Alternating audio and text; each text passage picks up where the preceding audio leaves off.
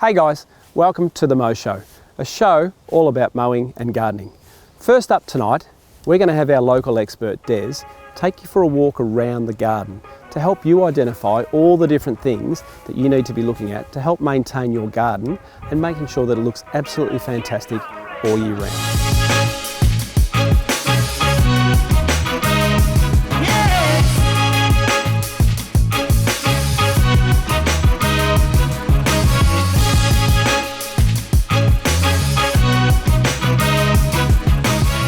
Good morning, my name's Des Warren, franchisor Jim's Mowing, Southeast Melbourne. Today I'd like to introduce you to a range of services that we commonly provide within our customers' gardens. What I'd like to do firstly is have a walk around. I want to demonstrate that how much work can be done in any garden. In fact, I think that any garden in Melbourne you walked into, there'd be work to be done at any time of year. And that's our challenge, to become knowledgeable of our customers' gardens so that we know what needs to be done and when it needs to be done. Our end game in this business is not just to mow lawns, but to become really valuable to your customer by becoming the manager of your customer's garden. And to do that, you've really got to understand what's in it and how to look after it. Let's go for a wander. An example, we'll just have a quick look around this garden. You can clearly see we need a mow here, which we'll do later today. Along here we've got some beautiful roses that my wife and I pruned up over winter. And they're now at the stage this time of year where they need a little bit of care. So they need some deadheading, which we'll do soon, and we also need a little bit of chemical treatment to make sure that they remain disease-free and insect damage-free. As we venture through here, we can see there's quite a bit of weed happening here. There's three ways we can weed gardens: mechanical, chemical, manual. Coming through here, we see there's a bit of trimming to be done here. This Westringia is way out of control and needs bringing back. Got a little bit of damage up on the top of that Japanese maple there, a bit of dieback, so that's something that we could attend to as well. Coming over this way here, we've got a hedge, a pittosporum hedge, which needs a trim up, top and side. Clearly that's a little bit out of control. Again, we've got some more weeds down here. We've got an azalea that's finished flowering and at this time of year needs a bit of a feed. Venturing down this way, folks. We have here is one of the many varieties of syzygiums. A close look at this and you'll see there's a lot of insect damage there. It's been chewed on, so something's having a really good good chew at that. So that needs some an insecticide to take care of that. So we'll take care of that later today. A closer look at this lawn here and we'll see that we've also got some weeds coming through here. So this is a lawn in need of some herbicide treatment. At this time of year, middle of spring, it's also a great time of year to be fertilising our lawns. Next up is a segment on hedges. Hedges are a fantastic thing to have in your garden. They provide great privacy, but they also look great when they're running around the backyard fence as well. So next up is John, who's going to take a look at using one of these things to show you how you can prune and have fantastic looking hedges in your garden. Hi, I'm John Wiles from the Mow Show, and tonight we're going to show you some hedge care. So hedge care meaning looking after any sort of infestation of disease or bugs you've got in there, or general pruning to get some more improvement and get your hedges looking really magnificent. Okay, so when you have a look at this lily pilly, this is telling me something. So here, when you see leaves like that, it hasn't got spots, so it's not scale or anything, it's got chew marks in it. So there's something chewing that lily pilly. So it can either be there's a green lily lady beetle, which they call a lily pilly beetle, or it could be caterpillars. So you can have a look to see if you can find it, but that's going to continue on. What you can do is get a nice eco oil and mixture and just give it a spray and try and get rid of the caterpillar. I reckon it's a caterpillar chewing it because it's quite big. And then it's because it's eating all the new growth. See, the plant's looking a little stressed. So that's a good telltale. What's doing the plant when you see it like that? That's a chewing insect. So that you need to identify what the problem is to be able to treat the problem. So that a nice eco oil will just get rid of the bugs off of that, whatever it is, whether it's the beetle or a caterpillar. But as I say, I reckon it's a caterpillar from a good educated guess.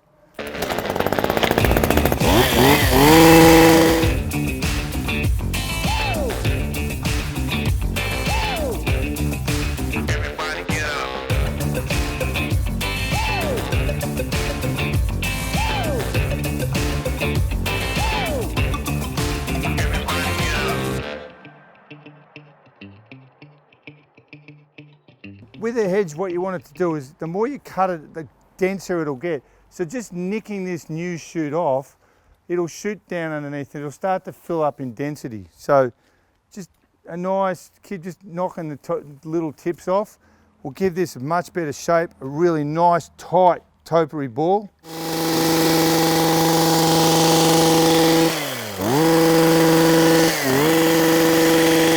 This little box or Bux's hedge here, when you cut it, so you're aware, when you cut it, it has a tendency to bruise a little bit.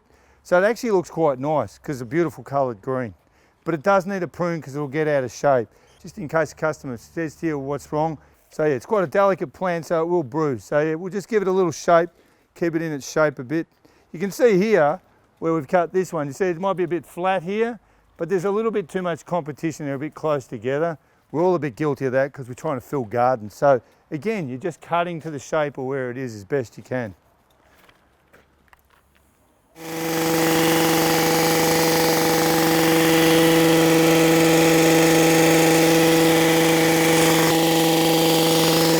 I'm closing about hedging. So you can see, remember, it's the shape of the plant and the way it's growing. The other really good tip, a couple of really good tips that I always follow is take your time, stand back and have a look, and cut it in small segments. Remember, you can always cut more off. You can't glue it back on. So if you make a mistake, if you haven't cut it hard enough, then you can cut a little bit more. So cut a little bit, stand back, have a look, come back, cut a little bit more. So you get it to the position you want, right? Don't just go woof, because then you can't fix it. And if you do make a little mistake where you've cut it a little bit out of shape, you can try and blend it back in as best you can, working. And again, blending it back in is being able to cut just tiny bits and taking your time. So just take your time, stand back and have a look, and yeah, you'll get a good finish.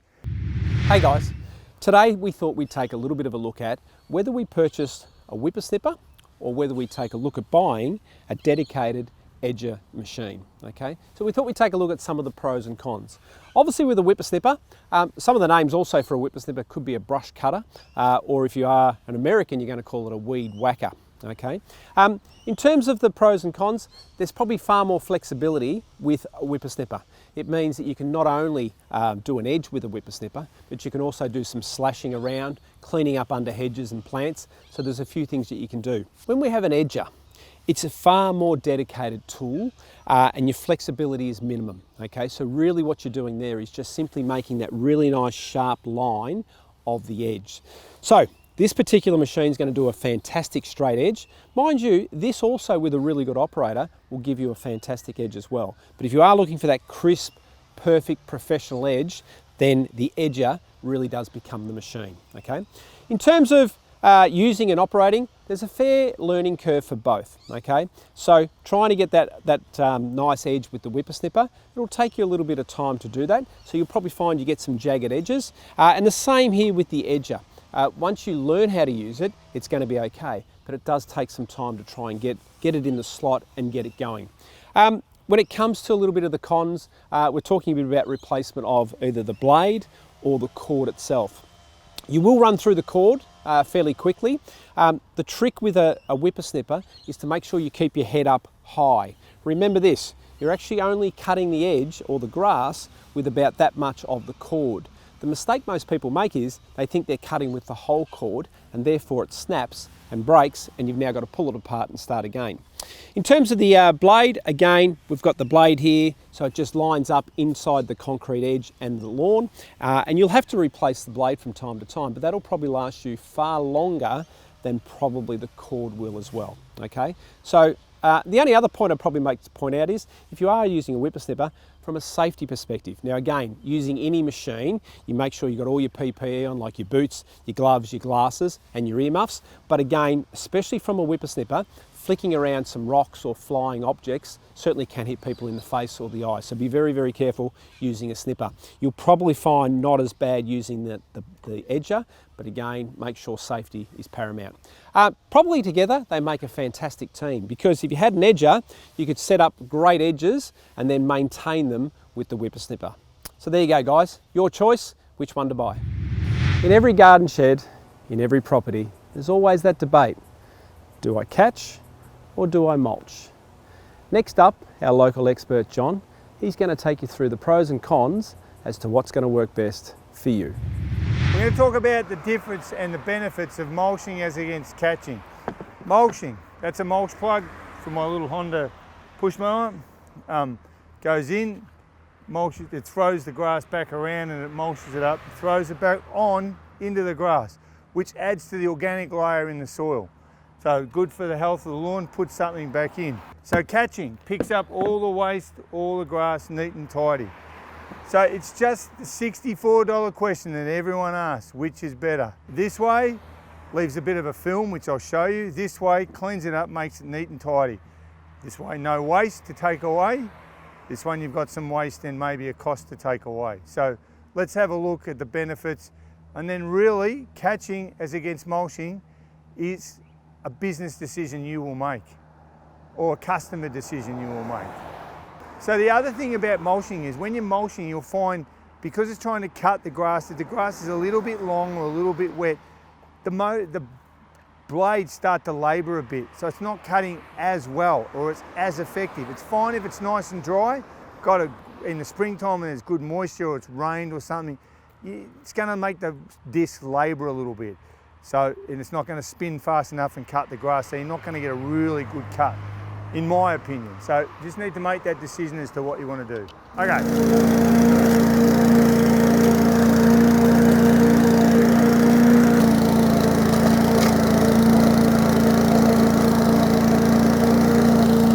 You can see with mulching how it's leaving that, it's mulching it up, but the grass is quite wet and long. It was nice and, but it's leaving this sort of film there.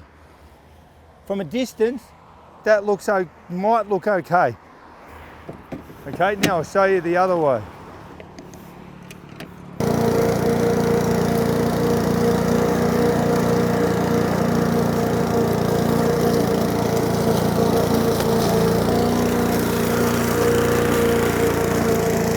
So you can see here we've mulched and we've caught. You can see here with the mulching, it's left that film. You can see it down there. If grass is moist, that's going to happen all the time. It's a little bit of length and a little bit of thickness to it. Sometimes it's not about the length of the grass, it's about the thickness and the strength of the grass you're cutting. You can see here catching. So we've picked up all the grass. Okay, there's nothing left on the lawn. Now, the question is, which is going to look better? That or that? Sometimes it comes down to presentation. What's a customer going to be happy with?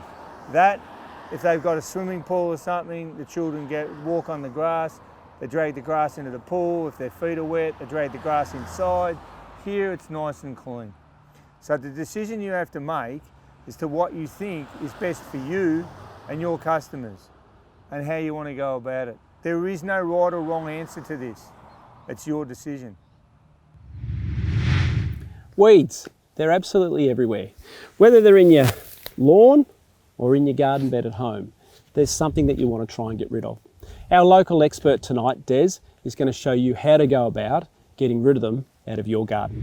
In this segment we're going to talk about weeding garden beds. This is probably something that not a lot of franchise owners actually enjoy doing because it can mean some getting down on your hands and knees and doing things the hard way. Now, with weeding, there are three ways that we can weed. We can weed manually, which is obviously what it sounds like, pulling weeds out or getting the shovel or the pitchfork and manually pulling the weeds out. We can also weed chemically, which means using perhaps a glyphosate or an organic solution other than glyphosate, something like Slasher.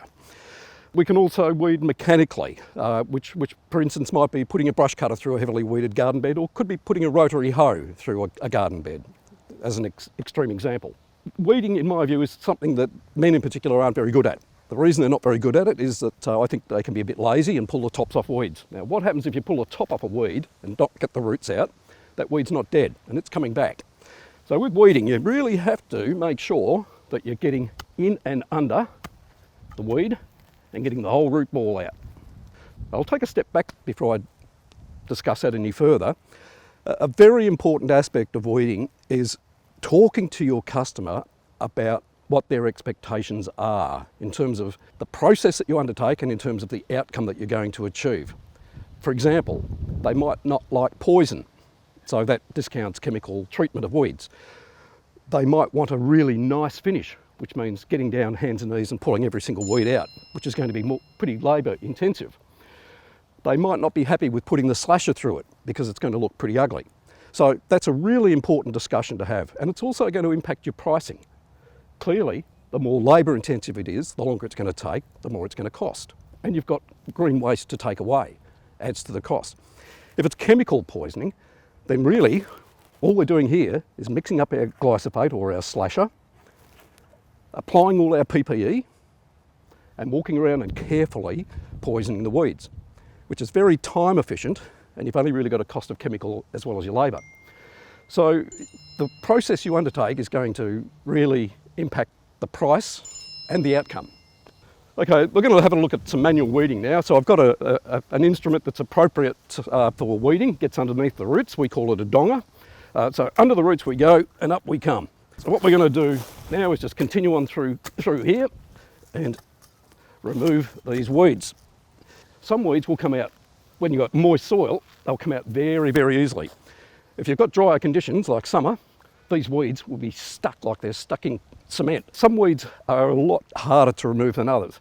For example, tap-rooted weeds that go right down need a lot more digging. You can have, a grass can be a weed. Here we go, there's an example. We've got couch grass, it's couch lawn. We've got couch grass growing into the garden bed. Very invasive, very hard to remove. It's got runners that head under the ground, and to get those runners out, you've got to get them all out, or that's coming back.